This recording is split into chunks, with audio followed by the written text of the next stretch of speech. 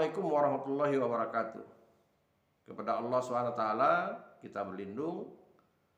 Semoga kita diberikan kekuatan dan kita dihindari dari musibah. Apalagi sekarang sekarang ada wabah COVID-19. Semoga kita dijauhi dari serangan COVID-19. Salawat dan salam kita aturkan kepada Nabi besar Muhammad sallallahu alaihi wasallam. Allahumma shalli ala Muhammad wa ala ali Muhammad. Saudara sekalian, kita bicara lanjutan tentang teori sesastra. Kalau yang terdahulu saya bicarakan tentang teori struktural genetik, berarti bicarakan tentang bagaimana karya sastra itu kaitannya dengan pengarangnya atau sastrawannya. Maka kali ini saya akan membicarakan sebuah teori yang disebut teori mimetik. Teori ini di tanah air kita populer sekali. Pada tahun 70-an, 80-an, bahkan 90-an masih dibicarakan orang. Dan tokohnya ada Plato, ada Aristoteles, ada Bram yang membicarakan tentang teori mimetik ini.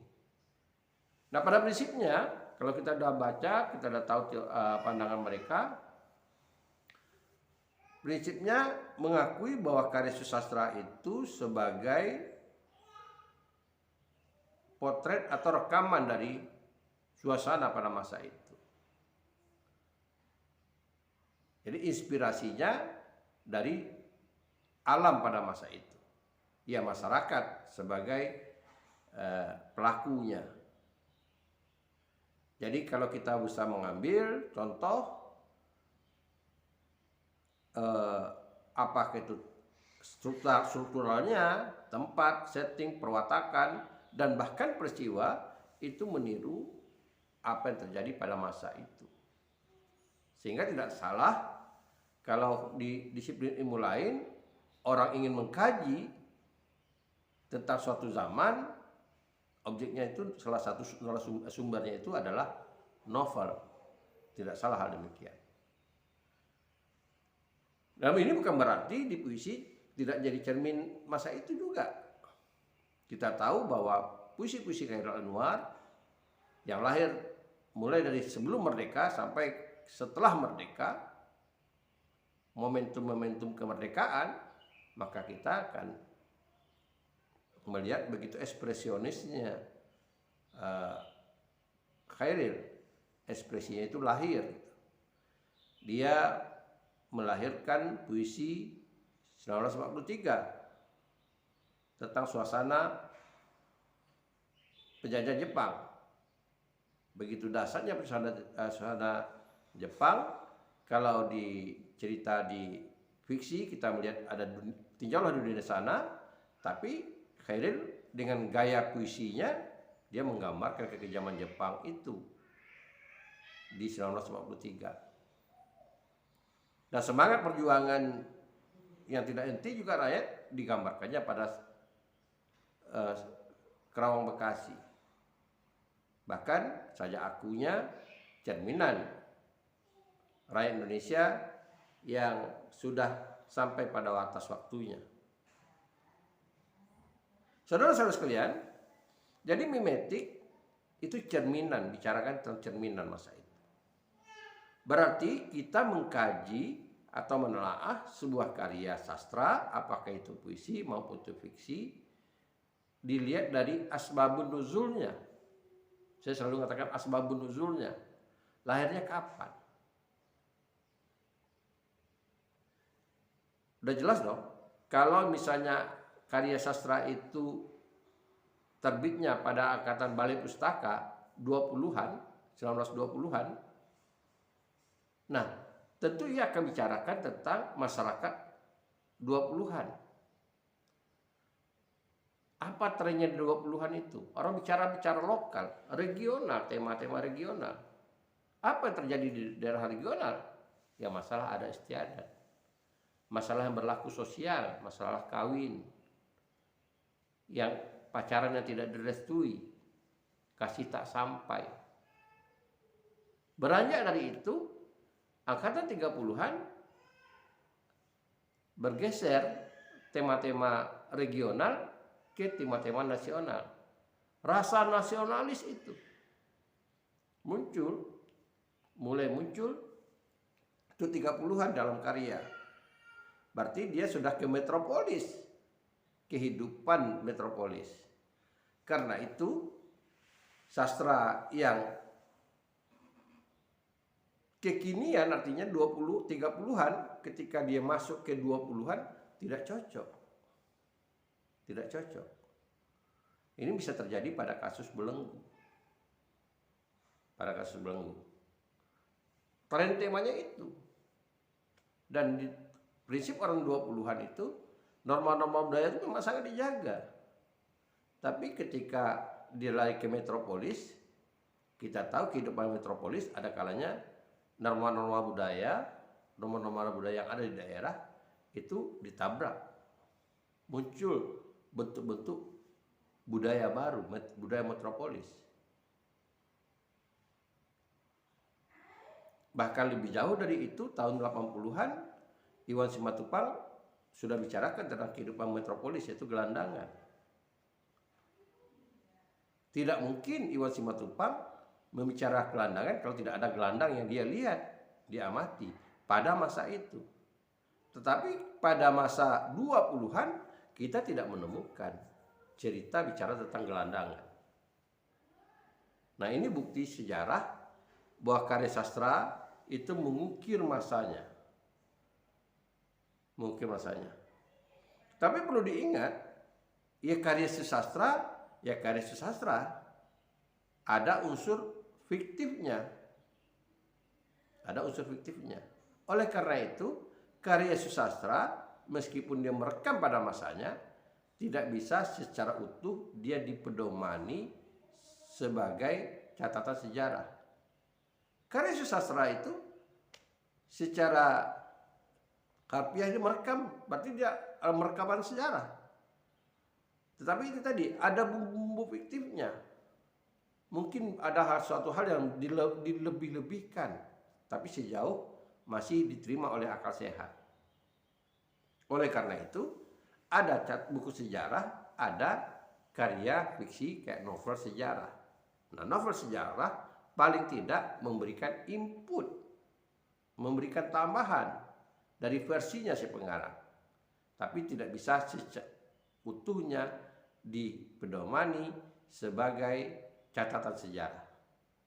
Nah, ini harus dibedakan. Begitu juga masalah kondisi sosial pada masa yang digambarkan oleh karya fiksi tidak bisa seutuhnya kita ambil. Karena ini menyangkut perasaan. Karya sastra itu dia tidak hanya memikirkan akal sehat, tapi dia didominasi oleh perasaan. Ada bagi orang ini sesuatu peristiwa yang biasa, tapi bagi orang lain, bagi sastrawan ini jadi luar biasa. Masalah rasa.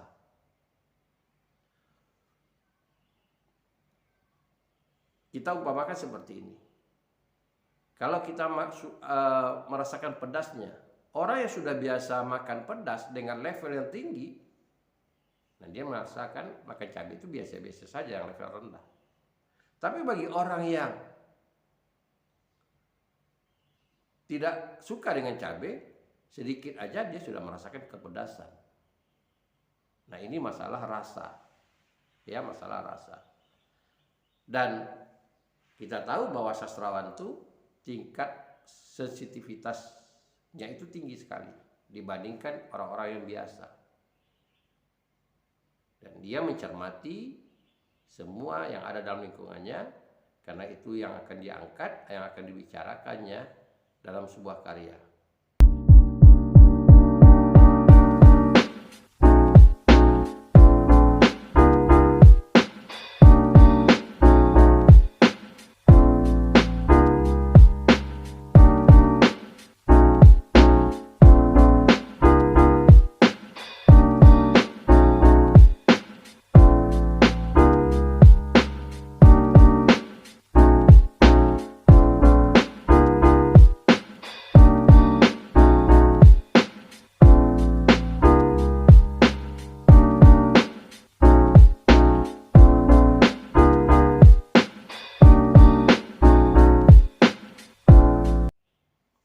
kembali ke teori mimetik. Kalau kita ingin membedah karya sastra dari segi mimetik, maka kita perlu yang pertama kita membaca karya sastra itu dari unsur-unsur mana yang mau kita bicarakan. Tentu kalau kita membedahnya unsur-unsur yang berkaitan dengan unsur intrinsik. Apakah temanya, apakah topik pembicaranya, apakah amanat atau setting dan sebagainya. Ini contoh kata yang kita bisa anggap ini klasik, meskipun di masyarakat kita, Sumatera Barat itu masih kita dengar kata itu. Kata surau. Ini contohnya saja, kata surau, tempat ibadah. Kalau sekarang populernya musala di bawah masjid, tidak tempat orang sholat Jumat. Nah, di Sumatera Barat populernya pada masa itu ya surau. Kita dengar, kita lihat ada jodohnya, ada judul novel Robohnya Surau Kami. Jadi bukan robohnya musala kami. Situ saja sudah membawa kita ke masa lampau. Membawa kita ke masa lampau. Orang yang tinggal di surau.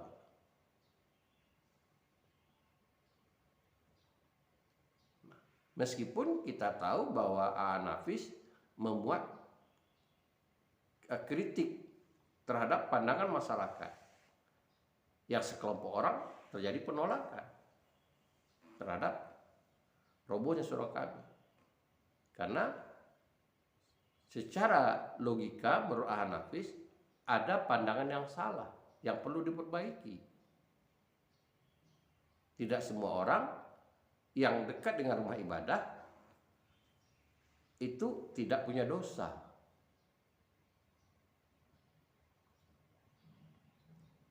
Bukan berarti kita tidak boleh dekat dengan rumah ibadah. Jadi pandangan masyarakat yang biasanya menganggap orang yang di rumah ibadah itu setengah kakinya atau satu kakinya sudah di sorga, itu dikritik oleh Nafis.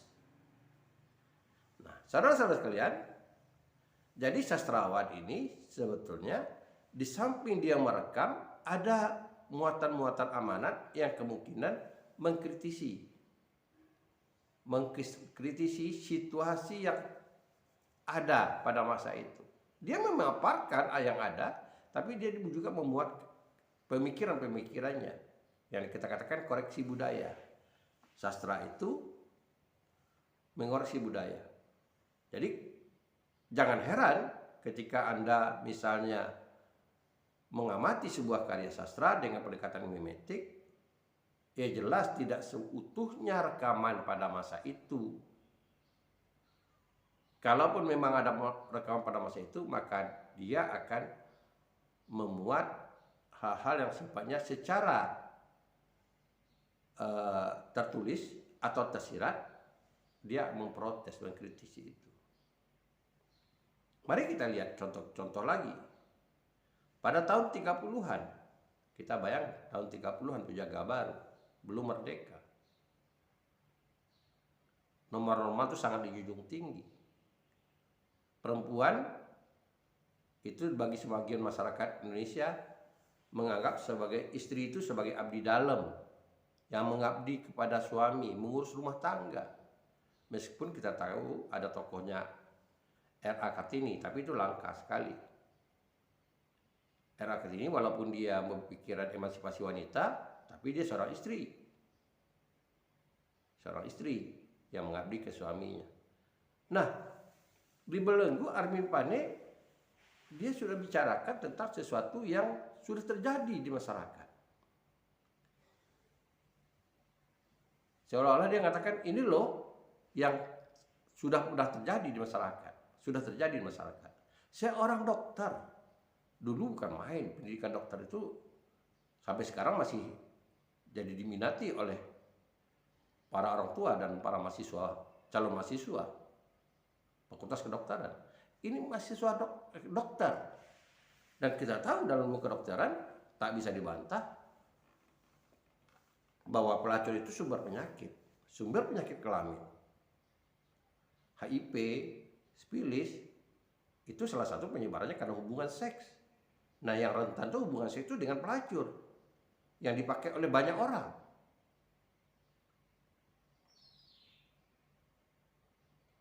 Tetapi di wilayah terkembang nyata-nyatanya ada dokter yang berselingkuh dengan pasiennya seorang pelacur.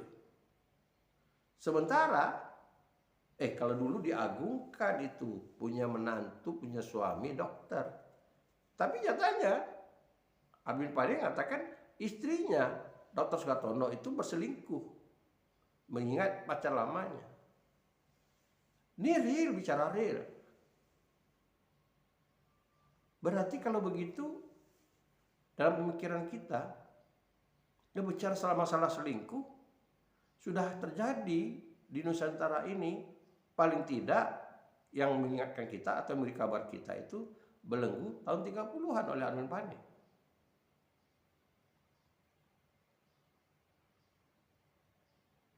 Yang dikatakan karyanya itu, karya belenggu itu juga bentuk aliran kontekstual. Padahal aliran-aliran seperti itu sudah di Eropa sudah terjadi. Émile Zola itu menggunakan aliran surrealisme. Tokohnya Émile Zola. Saudara-saudara sekalian, jadi kita pun tidak bisa menangkap sepenuhnya. Oh, kalau sudah terjadi selingkuh berarti kita selingkuh, bukan begitu. Tapi sastrawan mewarning masyarakat. Oh, bahwa sudah ada gejala seperti itu dalam masyarakat. Bagaimana bisa menghindari, bukan mengembangkan peristiwa yang sudah ada itu. Jadi semacam koreksi budaya. Rupanya yang kita agung-agungkan budaya itu sudah terjadi. Ini kasusnya hampir sama dengan kasus survei yang diam-diam dilakukan tahun 80-an di Yogyakarta. Tahun 70-an, Yogyakarta itu dikenal sebagai kota pendidikan. Semua daerah anak-anak bercita-cita, orang tua juga bercita-cita menyekolahkan anaknya ke Jogja. Dan di Jogja itu kita tahu ada universitas yang diagungkan, yaitu Gajah Mada.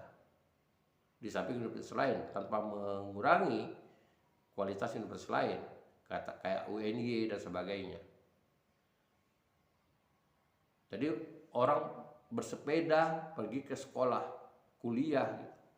Cerminan seperti orang melihat bagaimana pendidikan itu di India, di Cina. Antusias seperti itu diam-diam dilakukan penelitian, angket, disebarkan angket yang menghebohkan. Meskipun kita tidak juga bersetuju tentang angket itu populasi dan sampelnya, tapi disebarkan angket ke anak-anak kos. Apa yang terjadi? Yang terjadi dari angket itu perlakuan seks mahasiswa, kebanyakan mahasiswa pada waktu itu kumpul kebo. Artinya tinggal serumah sekosan tanpa ikatan nikah. Itulah istilah kumpul kebo itu. Dan ini sampai Sultan pun turun tangan untuk meredam amarah masyarakat Jogja pada waktu itu. Karena itu akan memburukkan citra Jogja sebagai kota pendidikan. Nah, tetapi terlepas dari itu, mungkin saja penelitian itu tidak benar, tapi angket yang diisi itu, kalaulah itu jadi bisa real, nyata, maka kita angket itu menciptakan keadaan yang sebenarnya, bukan opini. Karena itu kan pernyataan yang diisi oleh orang, ditandatangani oleh orang. Sisi negatifnya orang marah, tapi sisi positifnya kita perlu memperbaiki apa ya yang salah ini. Jangan terlena dengan keadaan seperti itu. Jadi apa yang salah? Jadi kembali ke karya sastra itu juga mengingatkan. Kalaupun dia menceritakan sesuatu yang benar seperti lihat belenggu, tetapi pada tujuannya Armin Pane mengingatkan bahwa itu telah terjadi. Sama halnya juga dilakukan oleh Iwan Simatupang di Merahnya Merah. Yang pertama dibicarakan tentang kehidupan gelandang. Yang rumah-rumah dari kardus. Lalu orang hidup, seorang Maria dengan tokoh kita itu dia pacaran tanpa ada ikatan nikah.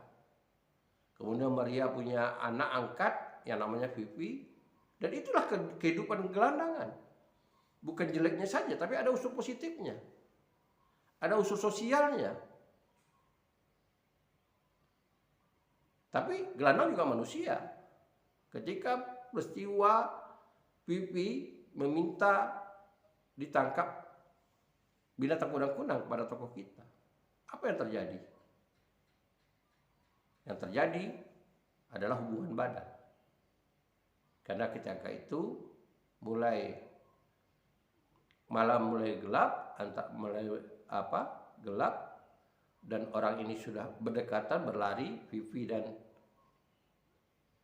tokoh kita, terjadi hubungan badan. Cuma di sastra tidak mengeksploitasi itu, peristiwa hubungan badan itu. Tahu-tahu saja Vivi itu sudah hamil. Siapa yang menghamilkan? Tahu-tahu saja Vivi itu mati. Siapa yang membunuh? Itu yang terjadi konflik. Akhir cerita diketahui bahwa yang membunuh itu bukan tokoh kita yang dilihat orang yang lari, tidak. Tapi kecemburuannya Maria terhadap anak angkatnya. Maria lah yang membunuh. Ini strategi alur yang dibuat oleh Iwan Simatupang. Tetapi ada beberapa pesan yang diberikan oleh Iwan Simatupang kepada pembaca.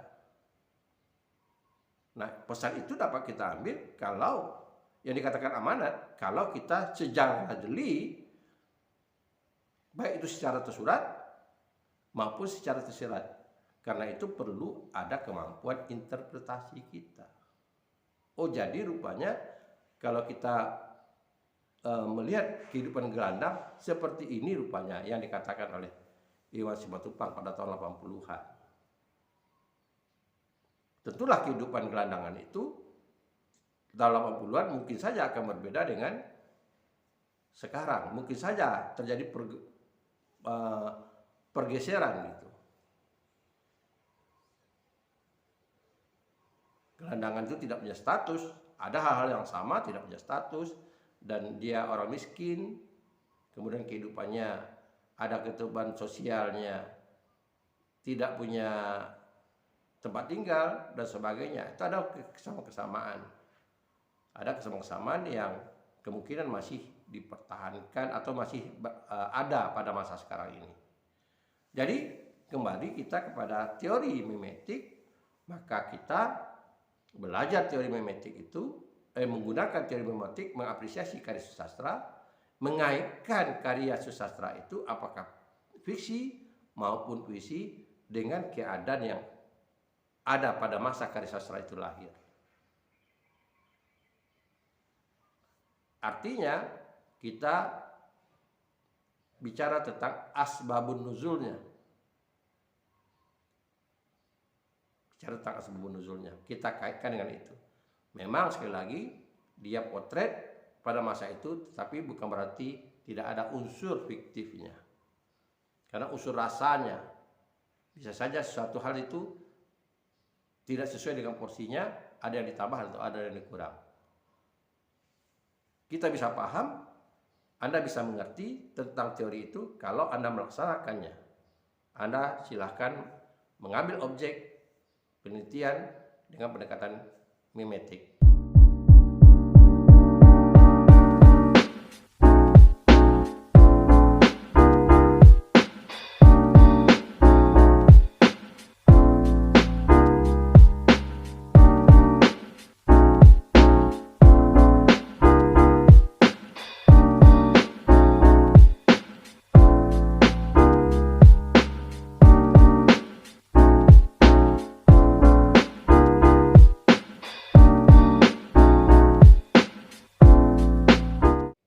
Kita jumpa lagi di pembicaraan teori selanjutnya, yaitu bagaimana kita bicarakan teks tanpa embel-embel.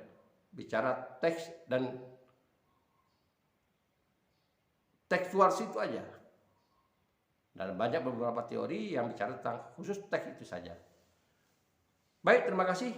Kita jumpa lagi pada pembicaraan selanjutnya, masalah teori sastra. Selamat bekerja. Assalamualaikum warahmatullahi wabarakatuh.